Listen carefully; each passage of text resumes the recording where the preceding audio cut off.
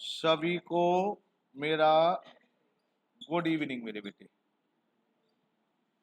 और मैं उम्मीद करता हूँ सभी बच्चे अच्छे होंगे। नहीं ना, मैं कैसे परेशान सा रहता है तू? है सब ठीक ठाक है? पापा ज्यादा काम तो नहीं करवाते? पापा तो अच्छे हैं, मम्मी भी अच्छी है, तू परेशान सा रहता है। सही है ना? हाँ हाँ, चलो।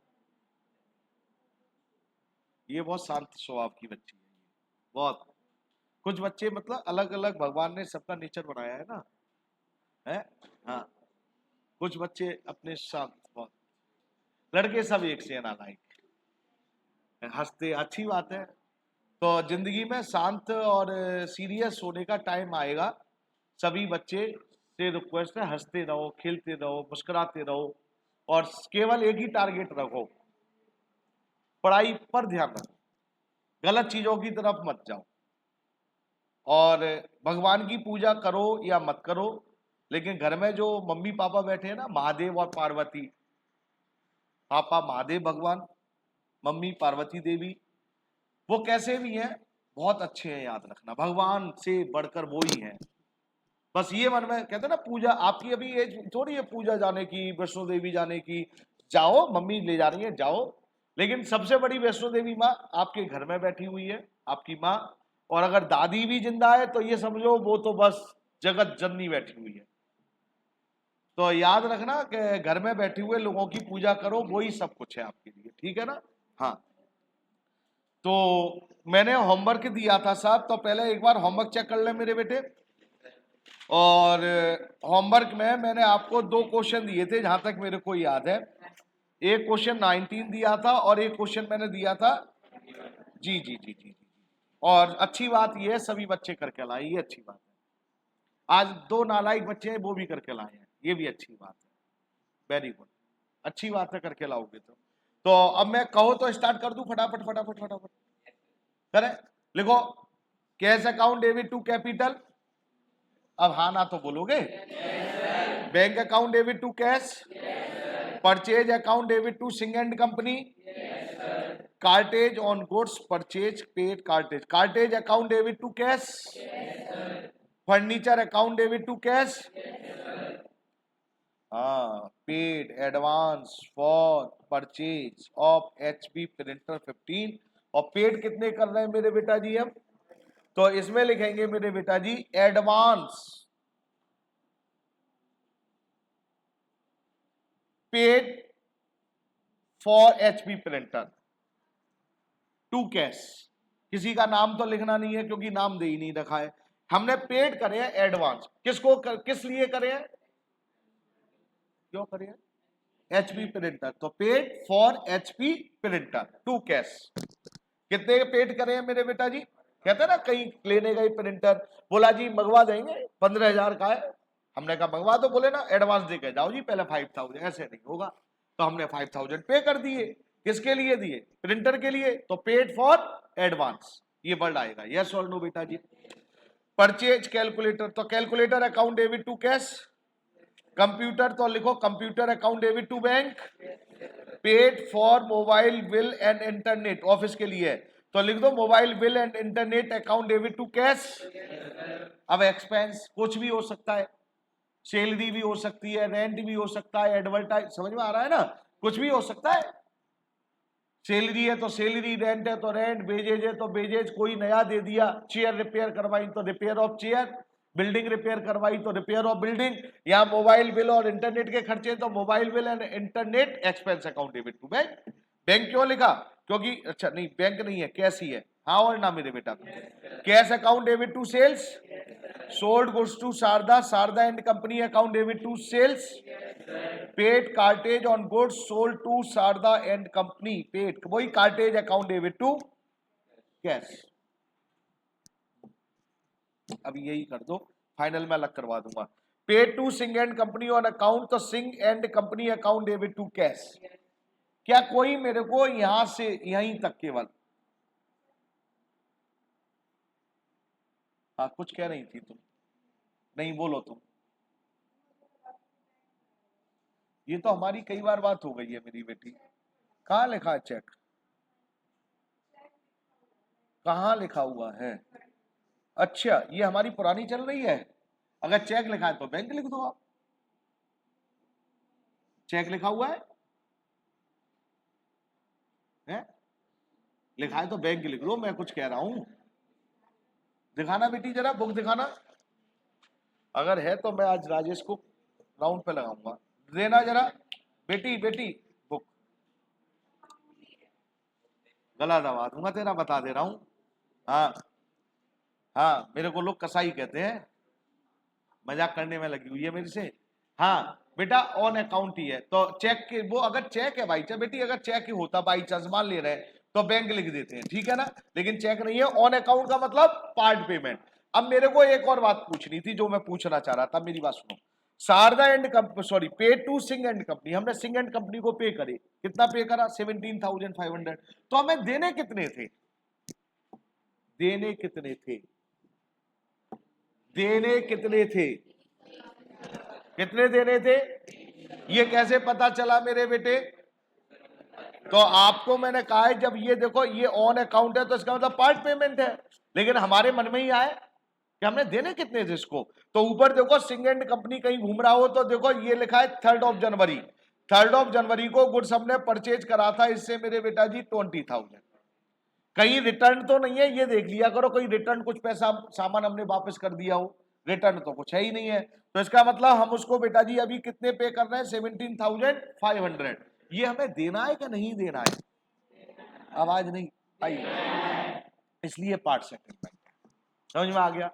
आगे आओ, sold goods to Raw and company, तो Raw and company account debit to sales. Receive cheque from, हाँ ये आ गया full settlement. Receive cheque from Sharda and company in settlement of amount due from them. तो मेरे बेटा पहले शारदा एंड कंपनी को ढूंढो, ऊपर रिसीव कर रहे हैं तो हमने गुड सोल्ड करा होगा शारदा एंड कंपनी को कहीं। तो शारदा एंड कंपनी कहीं मिला आपको, ये मिल गया 9 जनवरी, कितने का गुड सोल्ड किया था। अब कह रहे हैं सेटलमेंट हो रहा है, तो ये क्या दे रहा है हमें, कुछ चेक फेक तो नहीं दे रहा, चेक दे रहा है। तो एंट्री हमारी क्या हो गई मेरे बेटा जी, बैंक। कितने रुपए दे रहा है मेरे बेटा जी, 9750। Discount allowed debit to Sharda and company. Sharda and company में कितने लिखेंगे मेरे बेटा जी, 10,000 है बेटा, वो देखेंगे बाद में, पहले इससे ऊपर की बात हो रही है अभी। अभी तो शारदा एंड कंपनी यहां तक सेटलमेंट हो गया, इससे नीचे कौन सी नीचे है बेटा, 9 जनवरी की। अच्छा अच्छा, ये कह रहा था बच्चा, एक मिनट, फिर मैं सोल्ड टू, हाँ ये भी है, सोल्ड करा था। तो टोटल हमने इसको कितना, यहाँ पे कितना हुआ ये, एक मिनट देखना पड़ेगा। तो 9 ही तो थी मेरे बेटा वो, और ऊपर कौन सी थी शारदा एंड कंपनी की,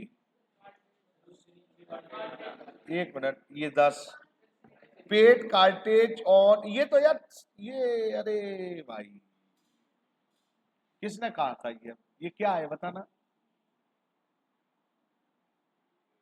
बताओ तो सही, है किसकी एंट्री है, ऊपर वाली किसकी एंट्री है। ये हमने जो शारदा एंड कंपनी को सामान भेजा था उसको उधार बेचा है ये। फिर अब दोनों उठो, पहले आप भी उठो, ये चिंगम जो मुंह में चबा रहे हो ना, बाहर थूक कराओ नाली में, फटाफट उठो। और आज के बाद क्लास में चिंगम मेरे क्लास में आनी नहीं चाहिए मुंह में, याद है भैया, आप भी उठो। अभी कुछ खा रहे थे जानवरों की तरह, वो डांगरों की तरह जुगाली सी चल रही है मुंह में, है। और अंदर मत लेना, चिंगम खा रहे हो तो कभी अंदर मत लेना, नहीं तो भैया चिंगम बहुत खतरनाक चीज है, बता दे रहा हूँ। हाँ हाँ, समझ में आ गया भैया। ऊपर वाली एंट्री वो तो पेड करा था ना, कार्टेज जब सामान भेजा तो हमने कार्टेज वो फ्राइट वाले खर्चे दिए थे। तो हमने जो सोल्ड किया है वो तो शारदा एंड कंपनी हमें कितने पैसे देगा, जो उसको सामान बेचा था, सामान कितने का बेचा था हमने, 10,000 का, वो तो वो देगा बस वो। बाकी उसने हमें क्या, हमने फिर उससे कितने ले लिए, 9,750। क्लियर।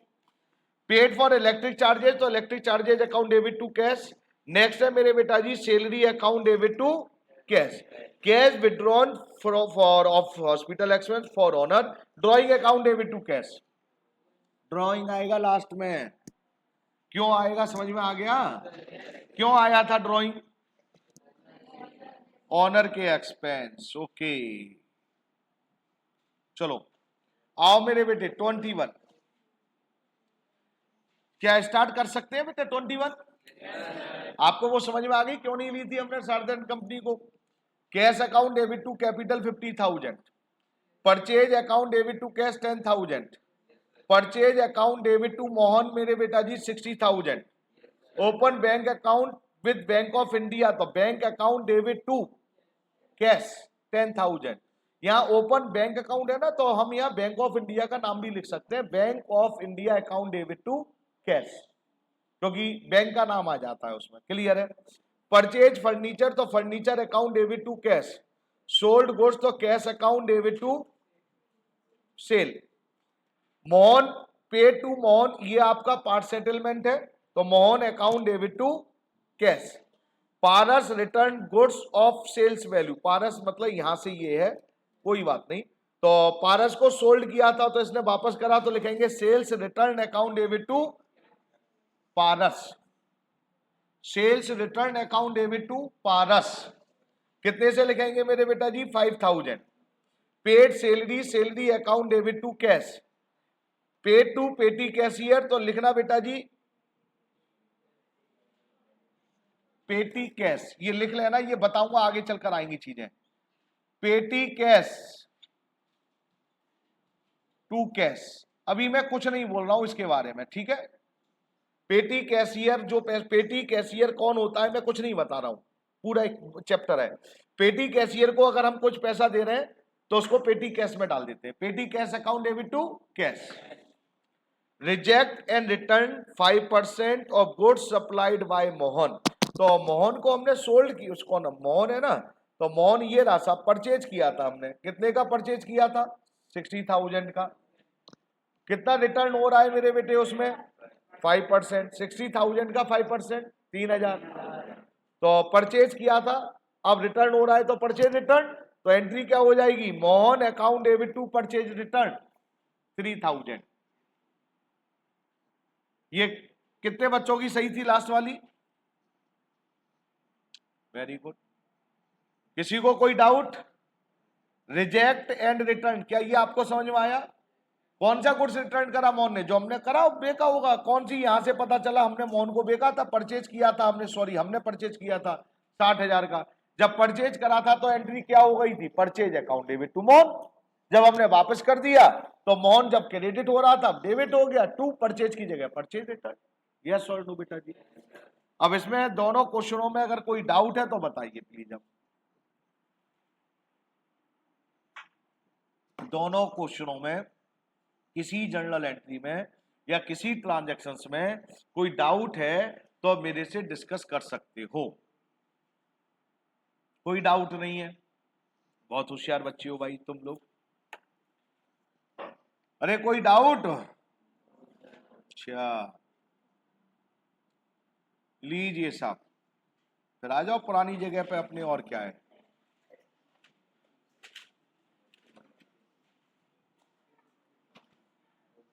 अच्छा अब एक और बात बताओ, चलो कल मैंने आपको अगर याद हो, कल मैंने आपको ये ट्रांजैक्शन जो गुड से रिलेटेड बताई थी, क्या मेरे बेटे समझ में आई क्या नहीं आई ये बताओ।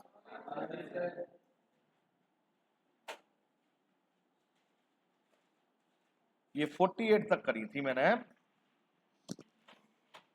बोला तो मेरे को बहुत कुछ है आज।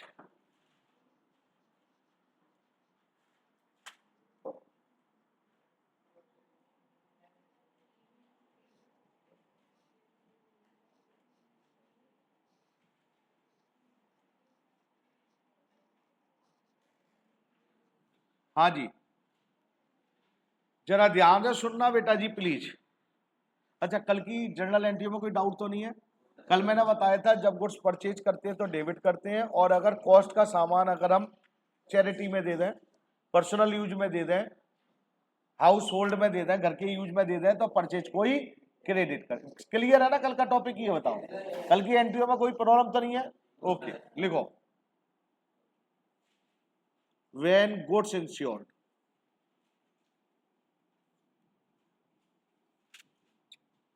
कल मैंने इंश्योरेंस के बारे में कुछ बोला था मेरे बेटे, आपको यार बोला था। आज का टॉपिक है व्हेन गुड्स इंश्योर्ड। और ध्यान से सुनना मेरे बेटा जी, लिख दिया, चलो कोई बात नहीं। आज मैं क्या सोच के चल रहा हूं, एक एग्जाम्पल लिख रहा हूं, फिर समझाऊंगा। लॉस्ट बाय फायर, लिख लेना पहले, फिर बाद में समझाऊंगा। Lost by fire of goods, goods हमारा लॉस्ट हो गया था, किसकी वजह से? आग की। ₹10,000, ये केस है। अब आग लग गई मेरे बेटे। अब आग लग जाती है तो मैं आपको कल मैं बता रहा था कि हो सकता है हमने उस गुड्स का इंश्योरेंस करवाया हो या ना करवाया हो। तो पहला केस ये है मेरे बेटा जी इसमें, व्हेन गुड्स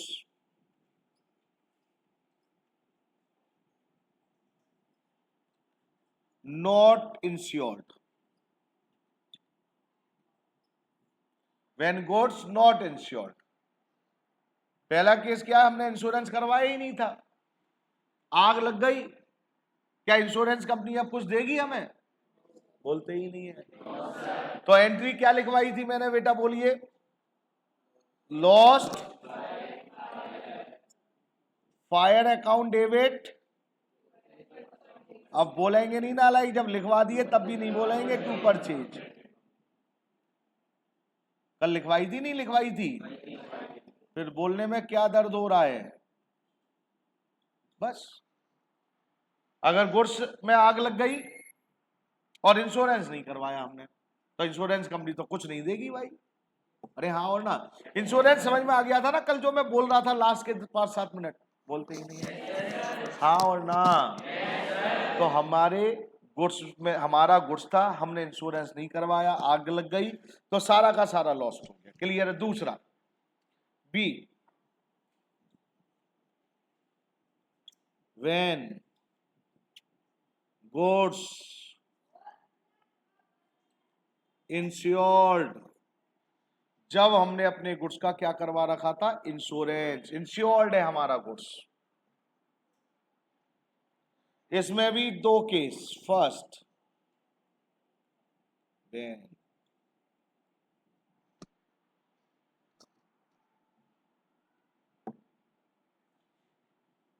इसको केस को मैं कैसे लिखवाऊं? दूसरे तरीके से लिखवाऊं। पहला केस लॉस्ट बाय फायर कितना हुआ था मेरे बेटे जी गुड्स हमारा? 10,000। इंश्योरेंस कंपनी से हमने कहा इंश्योरेंस है हमारा, हमने इंश्योरेंस कंपनी से कहा भैया हमारा 10,000 हो गया गुड्स।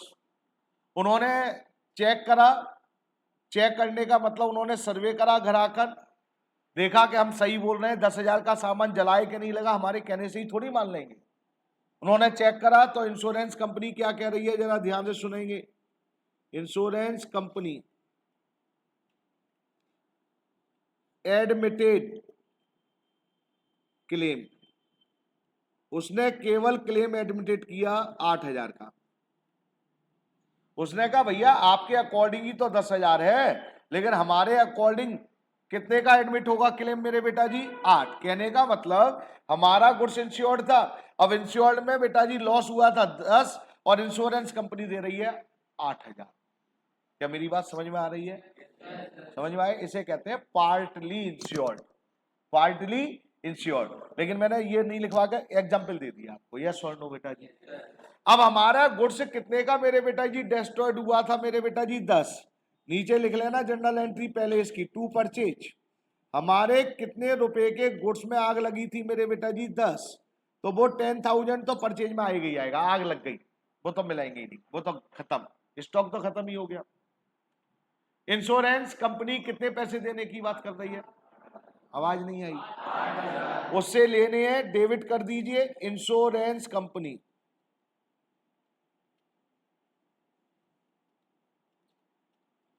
कितने रुपए देगी? 8। कितने का नुकसान हो गया हमारे?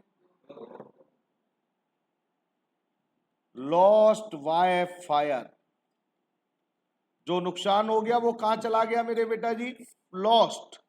ये 2000 रुपये हमें नहीं मिलेंगे मेरे बेटा, ये 2000 रुपये हमें नहीं मिले मेरे बेटे। ये एंट्री मैंने किसकी लिखवाई है? केवल इस पहले वाले की। क्या आपको ये समझ में आ रहा है मेरे बेटा? अरे हाँ और ना? जो इंश्योरेंस कंपनी दे रही है उससे हमें लेने हैं, इसलिए हमने डेबिट कर दिया 8000। जो हमें नहीं मिलेगा वो हमारा लॉस हो गया, वो डेबिट हो गया 2000। और हमारा गुड जितने का जला है वो तो 10,000 हो 15, वो तो परचेज में ही जाएगा। यस और नो? अब इंश्योरेंस कंपनी ने हमें कितने का प्रॉमिस कर दिया मेरे बेटे देने का? अब इसी में मैं दूसरा लिख दे रहा हूं please, when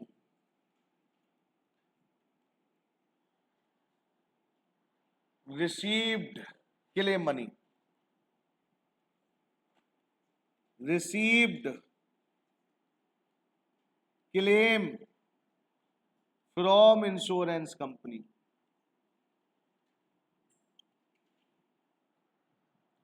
receive insurance company, insurance company से हमें रिसीव्ड हो गया। तो इंश्योरेंस कंपनी ऊपर वाली एंट्री को देख के देना कितने रुपए देती हमें? कितने देती? वो रिसीव हो गए हमें।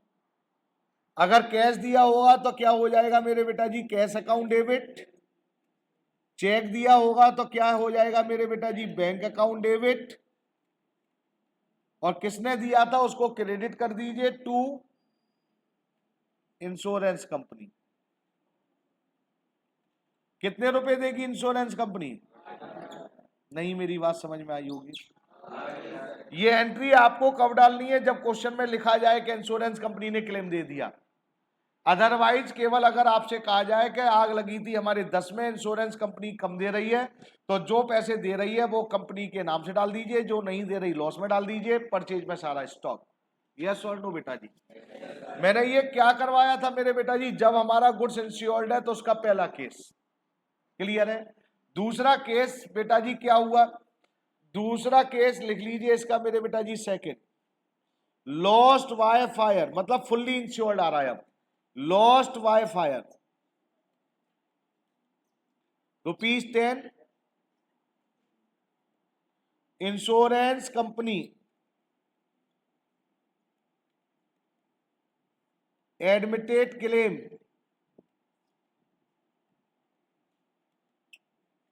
₹10। मतलब समझ में आ गया? लॉस कितने का हुआ था मेरे बेटा जी? आग कितने सामान में लगी थी? 10, और इंश्योरेंस कंपनी ने 10,000 दे दिए। क्या एंट्री हो सकती है? कोई बच्चा बता सकता है? अरे नालाई को इधर देखो, ये एंट्री नहीं दिख रही क्या? जब 10,000 का गुड्स करा परचेज में तो 10 ही जाएगा। अब इंश्योरेंस कंपनी कितने दे रही है? 10, तो 8 की जगह 10 आ जाएगा। बस लॉस हुआ कुछ? बस लॉस हट जाएगा। तो एंट्री क्या डालेंगे मेरे बेटे? Insurance company account debit to purchase. जितने का लॉस हुआ है वो सारा का सारा लॉस कहां चला जाएगा मेरे बेटा जी? परचेज। और जो पैसे इंश्योरेंस कंपनी दे रही है वो चला जाएगा इंश्योरेंस कंपनी में। जो नुकसान हो रहा है वो हमारा कहां चला जाएगा? लॉस बाय फायर में। इस केस में तो सारा का सारा पैसा मिल रहा है। अरे हाँ और ना? तो इसे बेटा जी क्या बोल देते हैं? फुल्ली इंश्योर्ड, कि हमारा सामान जितना नुकसान हुआ था सारे के सारे इंश्योरेंस कंपनी ने दे दिए। Fully insured. हाँ और ना? बोलते ही नहीं है नालायक। और अब आपसे फिर लिखा हुआ है कि रिसीव कर लिया हमने पैसा इंश्योरेंस कंपनी से। अगर इंश्योरेंस कंपनी अब हमें देगी तो कितना देगी? एंट्री बताओ क्या होगी? Cash account debit, bank account debit to insurance company. हाँ और ना मेरे बेटा? बेटा मैंने 3 केस लिखे हैं मेरे बेटे, फिर बोल रहा हूं, ध्यान से सुनना भैया। पहला केस क्या लिखा था मेरे बेटा जी मैंने? कि जब हमारा मेरे बेटा जी लॉस्ट हुआ था 10 और गुड्स इंश्योर्ड नहीं है, और गुड्स अगर इंश्योर्ड नहीं है तो सारा का सारा लॉस हो गया। रटने की जरूरत नहीं है, परचेज क्रेडिट ही होगा, चाहे इंश्योर्ड हो चाहे इंश्योर्ड ना हो। कितने से क्रेडिट होगा? जितने का गुड्स खत्म हुआ है। अब इंश्योरेंस कंपनी इंश्योर्ड नहीं है तो कुछ नहीं देगी, तो सारा का सारा लॉस। इंश्योर्ड कंपनी अगर 8,000 रुपए दे रही है तो इंश्योर्ड कंपनी में 8,000, 2000 लॉस में। और इंश्योरेंस कंपनी अगर सारे पैसे दे रही है तो insurance company account debit to purchase. बोलेंगे ही नहीं? अरे हाँ ना। आइए साहब, अब ये लिखने के बाद अब शुरू कर रहा हूं आज का काम। अब आप खुद कर सकते हैं मैं, लेकिन अब मैं खुद करवाऊंगा। 49 से आइए साहब आप प्लीज बेटे। 49 अपने आगे बढ़ाइए और साफ सुथरा, मतलब ये काम करना है डेली आपको जो करवा रहा हूं। 100 ट्रांजेक्शन है हमारी, 100 करवानी है मेरे को एक एक, और सारी ट्रांजेक्शन्स आ जाएंगी और सब तरह की आ जाएंगी। इसके अलावा कुछ नहीं है आपके सिलेबस में, बता दे रहा हूं। 49 एंट्री बताओ, कोई बच्चा बता सकता है? गुड डेस्ट्रॉयड बाय फायर 5000 और fully insured, fully insured. Good destroyed by fire, आग लग गई 5000, फुल्ली इंश्योर्ड है। क्या मतलब है इसका? तो इंश्योरेंस कंपनी देगी हमें पैसे, हमारा कुछ लॉस हुआ? एंट्री बोल दो। एंट्री नहीं बोलेंगे। क्या बोला बेटा? एंट्री लिखो। नालायक है। Insurance company account debit. जब सारा का सारा पैसा इंश्योर्ड है तो मतलब कौन देगा? इंश्योरेंस कंपनी देगी। 2 मिनट में टेंशन ले लेते हैं, दे समझाते ही नहीं, बताते ही नहीं। लो साहब नरेशन लिख दो। Being goods lost by fire, बस लिख दो इतना है यार। इंश्योर्ड, इंश्योर्ड तो एंट्री बता ही रही है। हाँ साहब, क्या एंट्री समझ में आई क्या नहीं आई? अब इन्होंने कहा नहीं है कि इंश्योरेंस कंपनी दे रही है, अगर इंश्योरेंस कंपनी देगी तो एंट्री क्या डाल दोगे? तीसरी चौथी बार पूछ रहा हूं और लड़कियों के मुंह से आवाज नहीं निकल रही है, बस देखती हैं, लिखना शुरू कर देती हैं, बोलते नहीं नालायक। यही एंट्री तीसरी चौथी बार पूछ रहा हूं क्लास में आज। अगर इंश्योरेंस कंपनी पैसे देगी तो क्या एंट्री डालेंगे? कैश अकाउंट डेबिट टू, बस सिंपल सा, जो डेबिट हुआ लेना है, जब दे रहा है तो क्रेडिट कर दो। कैश आ गया, कैश टू इंश्योरेंस कंपनी। बोलते क्यों नहीं हो फिर? नेक्स्ट आगे आओ मेरे बेटे जी, आगे क्या लिखा है फिर बताओ। सोच के मैंने सब पढ़ा दिया है। 415 है। अरे मैं जनरल एंट्री सिखा सिखा के कर रहा हूं, मैं अपने केस दे रहा हूं, फिर सिखा रहा हूं। नेक्स्ट क्या है देखो जरा, क्या लिखा है? Good destroyed by fire 50,000, but claim admitted by insurance company 30,000। बोलो साहब एंट्री। अच्छा, इंश्योरेंस कंपनी में कितने रुपए लिखूं? चलो साहब 30। और बोलो साहब, लॉस्ट बाय फायर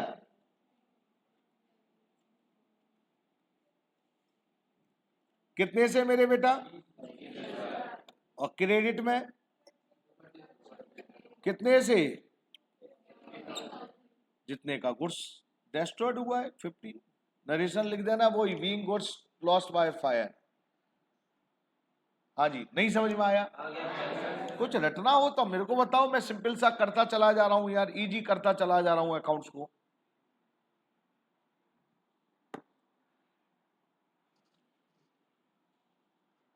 कोई डाउट? कोई डाउट? तो अगर अब बात आती है संजय सर हमें कैसे पता चलेगा गुड इंश्योर्ड है कि नहीं इंश्योर्ड है?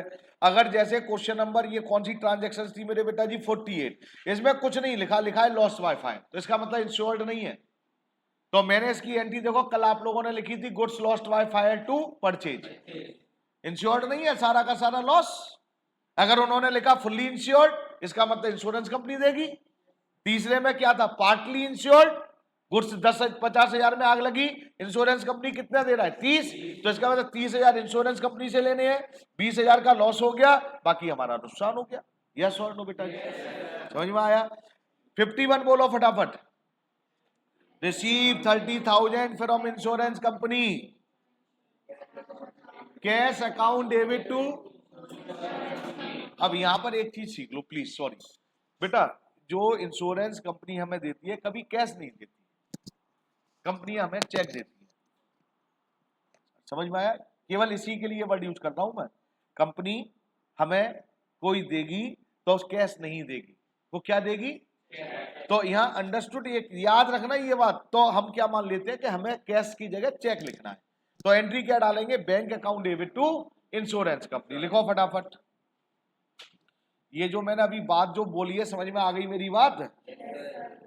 इंश्योरेंस कंपनी हमें क्या देगी, चेक देती है हमें, इसलिए चेक उन्होंने लिखा नहीं, तो हमें खुद अपनी अंडरस्टूड अपना दिमाग लगाकर समझ लेना चाहिए कि हम बेटा जी उसकी जगह क्या लिख दें मेरे बेटा जी, cheque, bank, bank account debit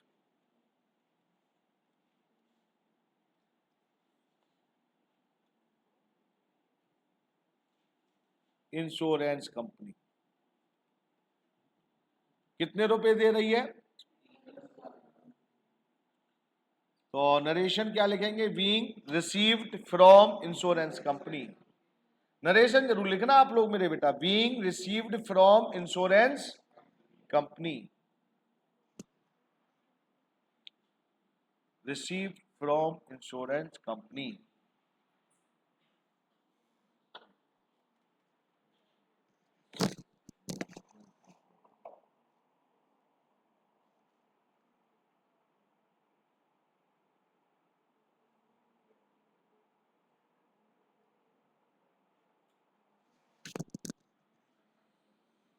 हाँ साहब, आगे चलूं मेरे बेटे?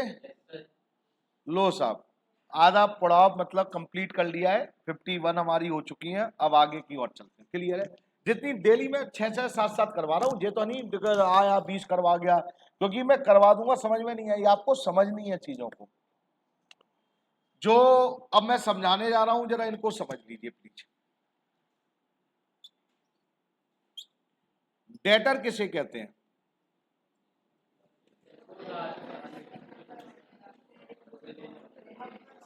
डेटर किसे कहते हैं, जिससे गलत,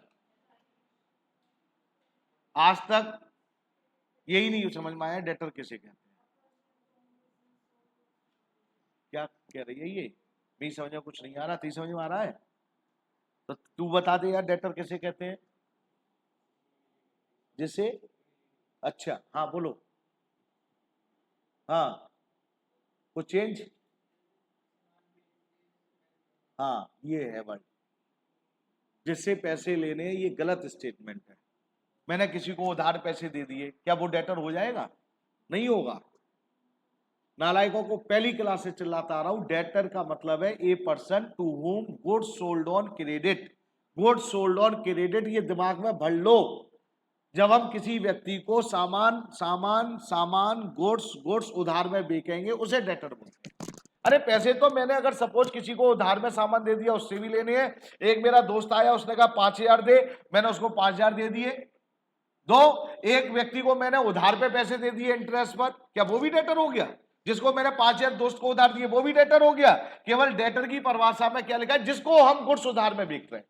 पैसा लेना है, तीनों से लेना है, लेकिन डेटर किसके लिए वर्ड यूज हुआ है, सोल्ड गुड्स ऑन क्रेडिट।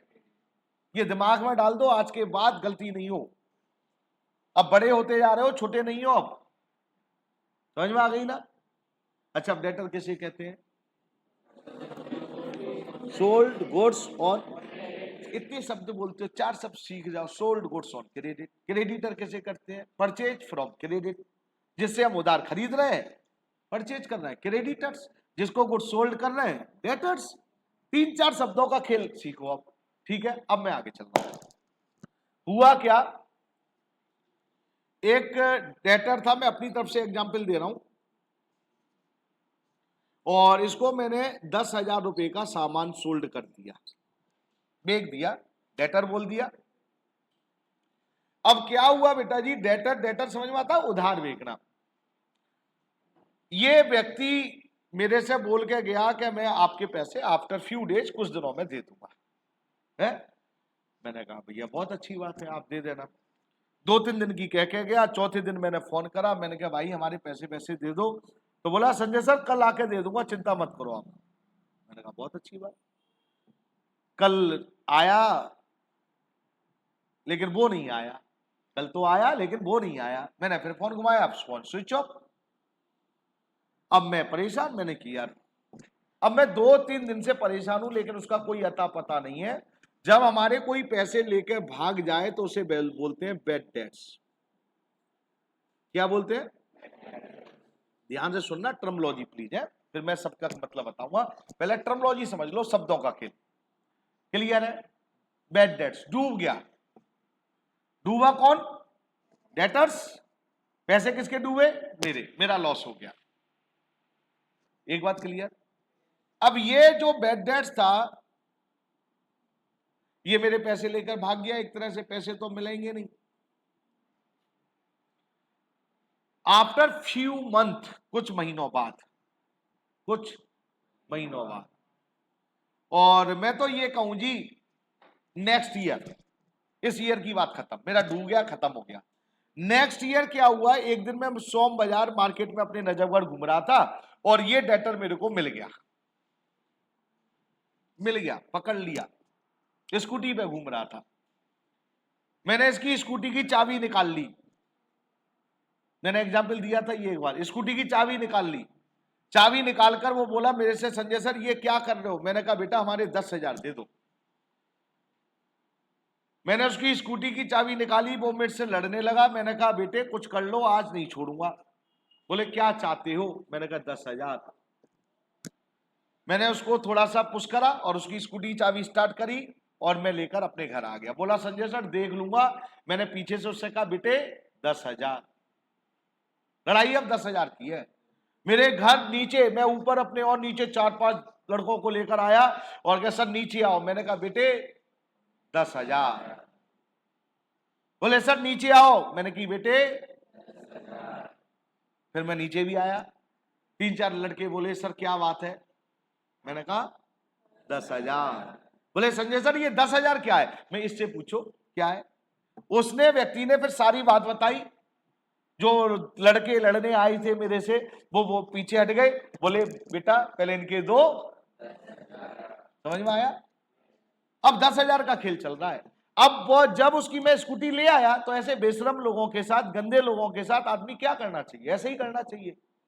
तो जिससे हमने बैड डेट्स हुए थे और उससे पैसा अगर रिकवर्ड कर रहे हैं तो उस पैसे को बोलते हैं मेरे बेटा जी बैड डेट्स रिकवर्ड। ये हमारा लॉस होता है बैड डेट्स, इसलिए डेबिट होता है। बैड डेट रिकवर्ड हमारा प्रॉफिट होता है, इसलिए क्रेडिट होता है। क्या मेरी बात समझ में आ गई? नहीं आई समझ में? अगर सपोज करिए बैड डेट्स हो गए तो एंट्री क्या हो जाएगी? बैड डेट्स तो डेबिट होना ही होना है, और डेटर का नाम नहीं दे रखा है तो bad debt to debtors. Debtor की जगह मोहन दे रखा है तो मोहन, सोन दे रखा है तो सोन। बोलते ही नहीं है। और अगर हमने बैड डेट रिकवर्ड कर लिया, पैसा रिकवर्ड कर लिया, तो कैश आ गया। वो कैश किसका आया? Bad debts.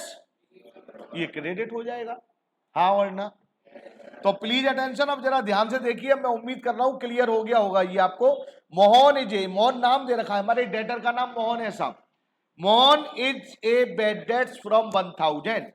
मोहन हमारे पैसे लेकर भाग गया। कितने रुपए लेकर भागा? 1,000। तो बैड डेट्स को डेबिट करूं कि क्रेडिट करूं?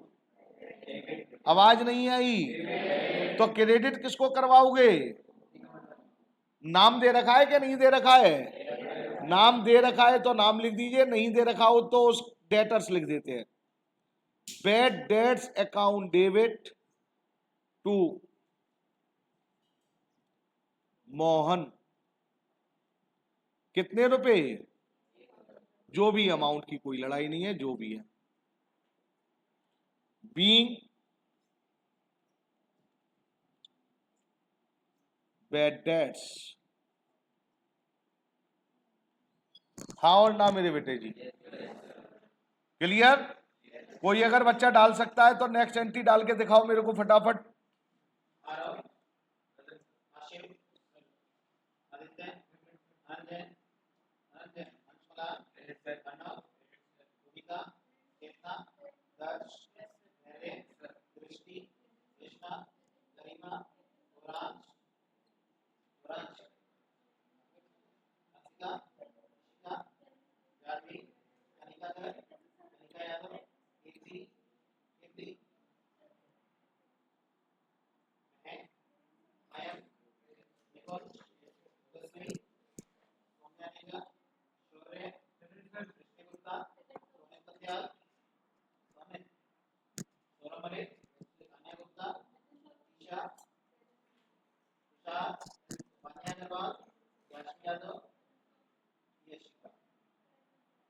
हाँ जी, किसी ने डाली मेरे बेटा जी 53।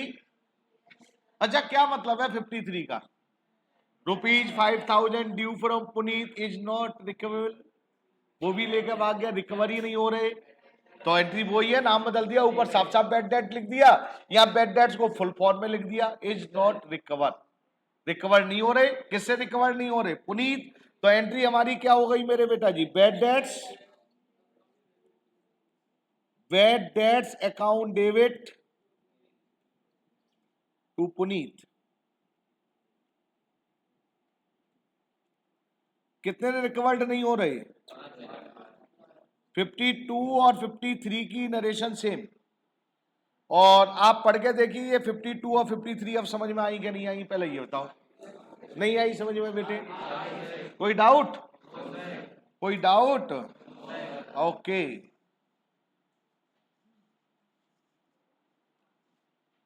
करूं अब आगे? अरे करूं? अब ध्यान से सुनेंगे मेरे बेटा प्लीज।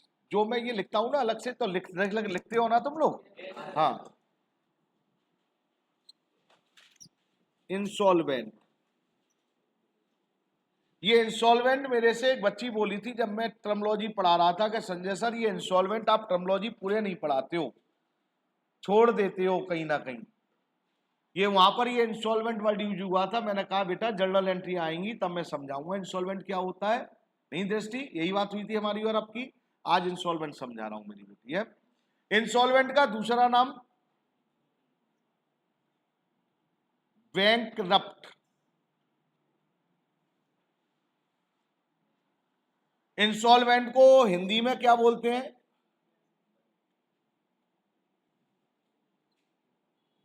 दिवालिया होना।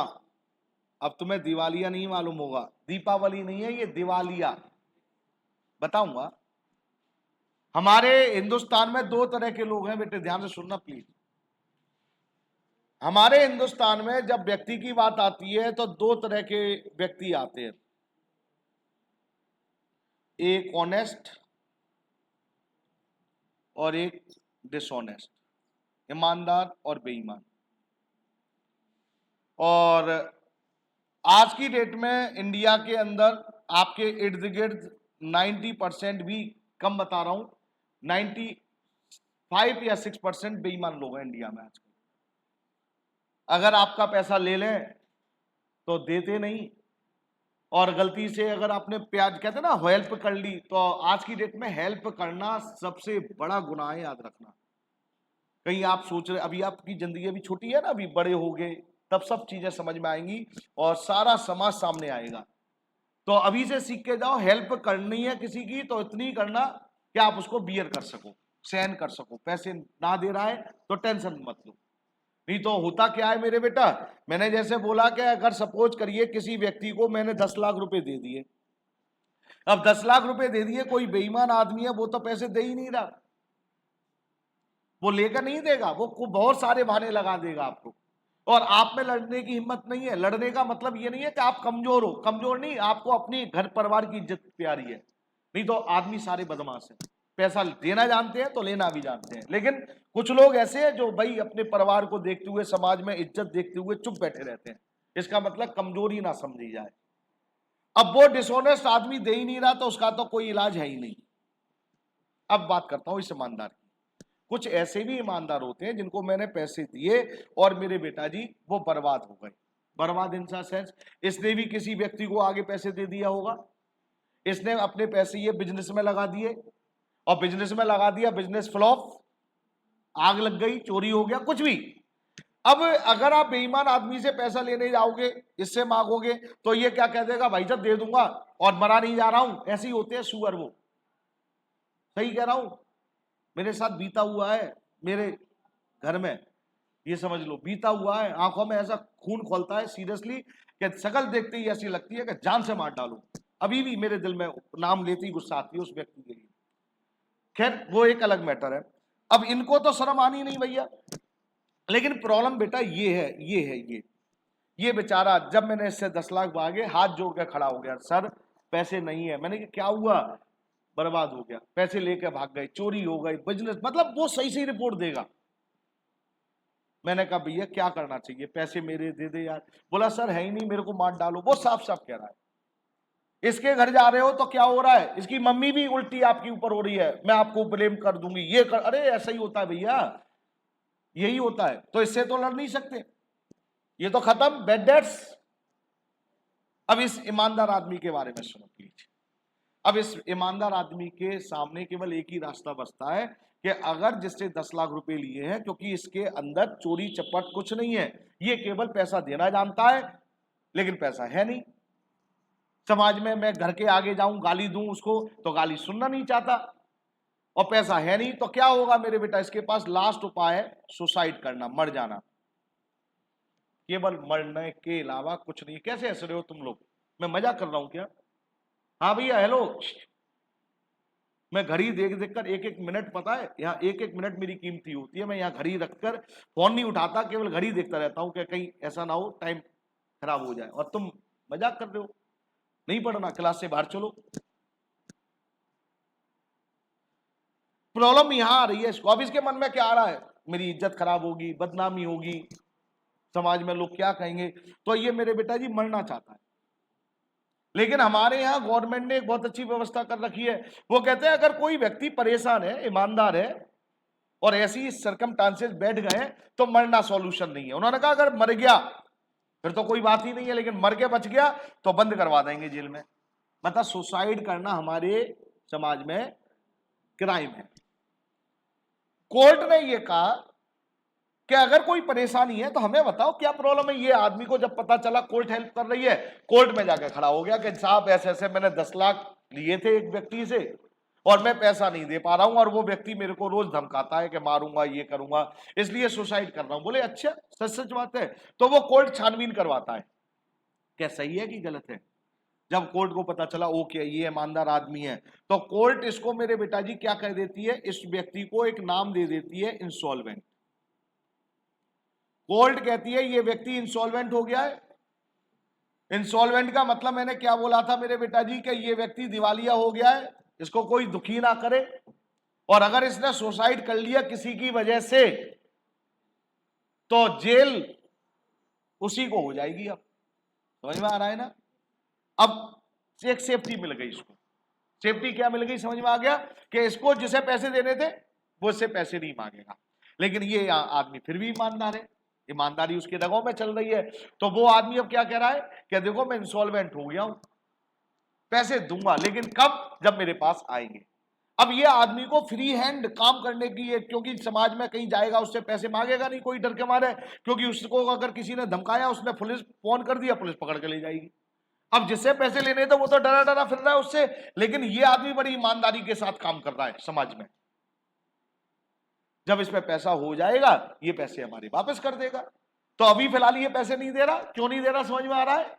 ये इंस्टॉलमेंट आफ्टर फ्यू ईयर्स, कुछ दिनों बाद 10 लाख रुपए लेने थे, ये आदमी अब काम शुरू हो गया, इसका पैसे कमाने लग गया।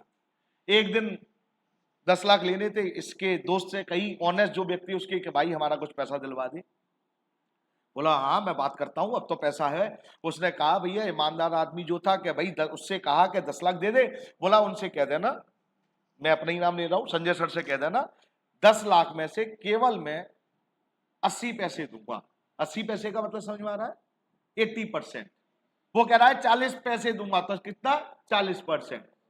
कहने का मतलब 10 लाख का अगर 80% देगा तो 20% वो नहीं देगा, तो वो 20% तो डूब गया। 20% तो हमें कितना मिल रहा है? उसने ये भी कह दी, लेकिन उनसे कह देना लेना हो तो ले लो, नहीं तो ये भी नहीं दूंगा भैया, फिलहाल परेशान हूं। तो मेरे को लेना चाहिए कि नहीं लेना चाहिए? समझ में आ रहा है मेरी बात? तो फिलहाल अभी कुछ नहीं बोल रहा, पहले इंस्टॉलमेंट समझाओ। इंस्टॉलमेंट का मतलब समझ में आया कि नहीं आया? इंस्टॉलमेंट किसे कहते हैं समझ में आया? बैंकरप्ट, जो दिवालिया हो गया, जो दिवालिया हो गया मेरे बेटा उसे बैंकरप्ट बोलते हैं। आपको एक और बताऊं, 2 मिनट है अभी। अमिताभ बच्चन का नाम सुना है? एक बार बैंकरप्ट हो गई थी, आपको विश्वास नहीं होगा। सुना है ना? इतनी बड़ी हस्ती, इतनी बड़ी हस्ती, दिवालिया निकल गया था, बैंक करप्ट हो गए थे, लोगों ने परेशान कर दिया था। इलाहाबाद कोर्ट में जाकर उन्होंने सरेंडर करा कि सर मेरे को लोग मार देंगे, मेरे को इंसॉल्वेंट घोषित कर दिया जाए। उनके इलाहाबाद में पुश्तैनी मतलब रहने वाले जो अमिताभ बच्चन जी है वो कहाँ के, इलाहाबाद के, उनका वो मकान बिक गया था और जिसको बेचा था उससे हाथ जोड़ के कही थी कि जब मेरे पे पैसा दोबारा होगा मैं मेहनत फिर करूंगा, मेरा मकान मेरे को वापस कर देना। और फिर एक नाटक चला था केबीसी, कौन बनेगा करोड़पति। कौन बनेगा करोड़पति में एक एपिसोड की 1.5 करोड़ वो फीस लेते थे। उस पीरियड की बात बता रहा हूं। तो वो कोई बना के नहीं बना करोड़पति, लेकिन अमिताभ बच्चन जी करोड़पति बन गए थे। उन्होंने सारा अपना कर्ज दोबारा उतारा, मकान अपना लिया। आज वो इंसॉल्वेंट नहीं है, आज वो सॉल्वेंट है। इंसॉल्वेंट और सॉल्वेंट समझ में आ गया? जिसका दिवालिया निकल गया वो इंसॉल्वेंट, जो ठीक ठाक हो गया वो सॉल्वेंट। समझ में आई मेरी कहानी? तो मैं एंट्री तो करवा नहीं सकता हूं अभी। तो बेटा होमवर्क नोट करो प्लीज। होमवर्क में question number 8 and 20, question number 8 and 20 मेरे बेटे। क्लियर मेरे बेटे? अच्छा, कल ऑफ रहेगा याद रखना। किसी को कोई डाउट हो तो मेरे बेटा 3 to 6 आ सकता है। क्लियर है? कुछ भी पूछ रहे। सभी को थैंक यू एंड धन्यवाद मेरे बेटे।